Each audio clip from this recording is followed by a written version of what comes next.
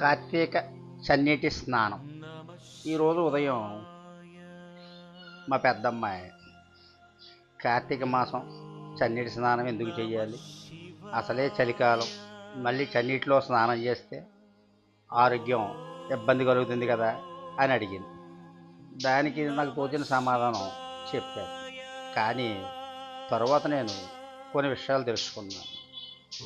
కార్తీక చన్నీటి స్నానం అనేది కార్తీక మాసంలో సూర్యోదయానికి ముందే చన్నీటితో చేసే పవిత్ర స్నానం. హిందూ సంప్రదాయంలో దీనికి ఆధ్యాత్మిక, పౌరాణిక ప్రాధాన్యత కూడా ఉంది.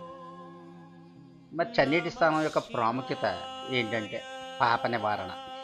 కార్తీక మాసంలో పవిత్ర నదులలో చన్నీటి స్నానం చేస్తే తెలిసి తెలియక చేసిన పాపాలు నశిస్తాయని పురాణాలు చెబుతున్నాయి. అలాగే గంగమ్మ ప్రవేశం.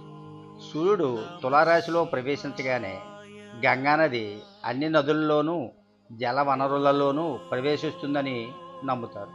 అందువల్ల ఈ మాసంలో ఏ నదిలో స్నానం చేసినా గంగా స్నానం చేసినంత పుణ్యఫలం వస్తుంది.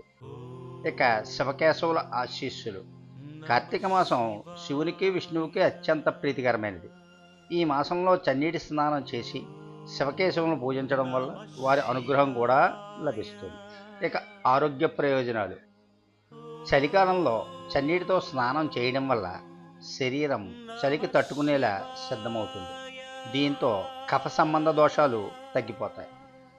మానసిక ప్రశాంతత. చన్నీటి స్నానం శరీరానికి, మనసుకు ఉత్తేజాన్ని కలిగిస్తుంది.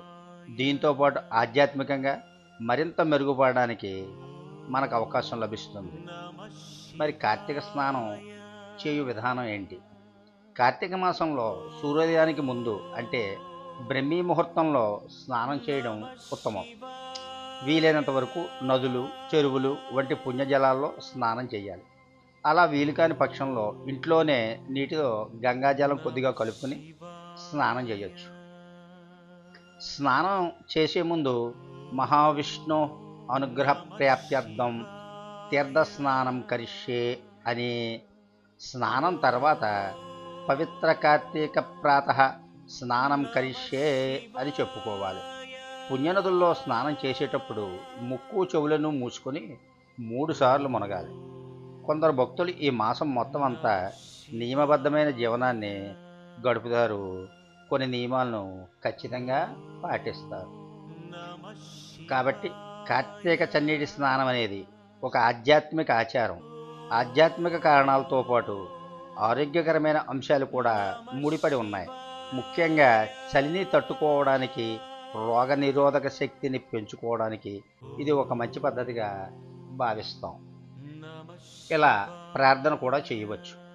సర్వపాపహరం పుణ్యం స్నానం కార్తీక సంభవం నిర్విఘ్నం కురు మే దేవ దామోదర నమోస్తుతే.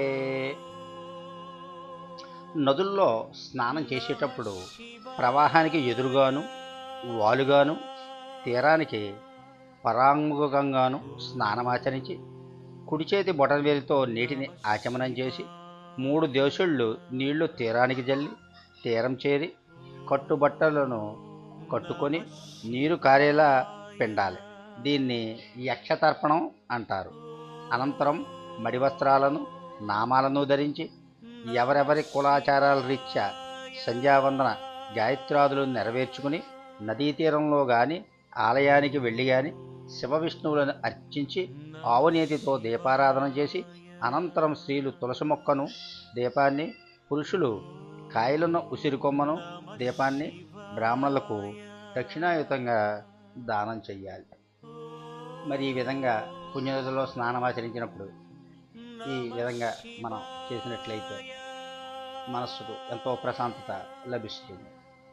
ఇక సాయంత్రం చేసే నది స్నానం. సాయంకాలం సూర్యాస్తమయం అయ్యే ముందు మాత్రమే స్నానం చేయాలి. సూర్యాస్తమయం తర్వాత సాయంకాలం స్నానం చేయకూడదు. ఇలా భక్తి శ్రద్ధలతో ఉదయం, సాయం, సంధ్యావేళ కార్తీక స్నానం ఆచరించినట్లయితే సంపూర్ణ ఫలితాన్ని మనం పొందుతాం. సమస్త శుభాలు మనకు లభిస్తాయి. సర్వే జన సుఖినో భవంతు. ఈ వీడియో మీకు గాని నచ్చినట్లయితే లైక్ చేసి, షేర్ చేసి, సబ్స్క్రైబ్ చేయవలసిందిగా కోరి ప్రార్థిస్తున్నాను. సర్వే జన సుఖినో భవంతు.